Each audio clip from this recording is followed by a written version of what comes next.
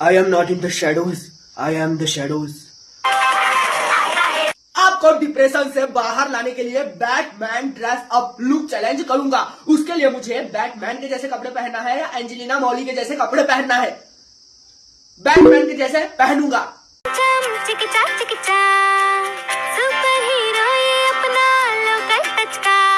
अब अपना मुंह काला करूं या लाल करूं? मुंह काला करूंगा।